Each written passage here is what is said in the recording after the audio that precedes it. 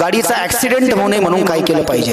ज्याच्या गाडीमध्ये या दोन वस्तू आहेत, भगवान दत्तात्रयाची मूर्ती आहे किंवा खिशामध्ये दत्तात्रयांचा फोटो आहे, माझ्या त्रिकालदर्शी दैवत आहे दत्तात्रयाचा अवतार संपलेला नाही, तर ज्याच्या गाडीमध्ये भगवान दत्तात्रयाची मूर्ती आहे किंवा खिशात दत्तात्रयांचा फोटो आहे आणि ज्याच्या गाडीमध्ये भगवान हनुमान उड्डाण घेत आहेत, म्हणजे उड्डाण घेतलेले हनुमान गाडीला आरशाला आपण लटकवलेले किंवा खिशात हनुमान चालीसा आहे, त्याच्या गाडीचा बालबाका सुद्धा होऊ शकत नाही. But remember one thing, terms and condition apply. त्या गाडीमध्ये व्यभिचार झालेला नसावा, मद्यपान आणि मांसाहार झालेला नसावा, आणि तुम्ही गाडी चालवत असताना तुम्हीही मांसाहारी नसावं, शुद्ध शाकाहारी असावं, पूर्ण धार्मिक असावं आणि मदिरापान तुम्ही केलेलं नसावं. तुम्ही जर का शुद्धतेचं आचरण करून गंध लावलेलं असेल, रुद्राक्ष तुळशी माळ घातलेली असेल आणि खिशामध्ये हनुमान चालीसा आणि जर का हे दत्तात्रयाचा फोटो जर का तुम्ही ठेवलेला असेल तर काय त्या गाडीचा ऍक्सिडेंट होऊ शकत नाही. कारण की महाभारतामध्ये अर्जुनानं भगवान श्रीकृष्णाला प्रश्न विचारला महाभारताचे युद्ध झाल्यानंतर.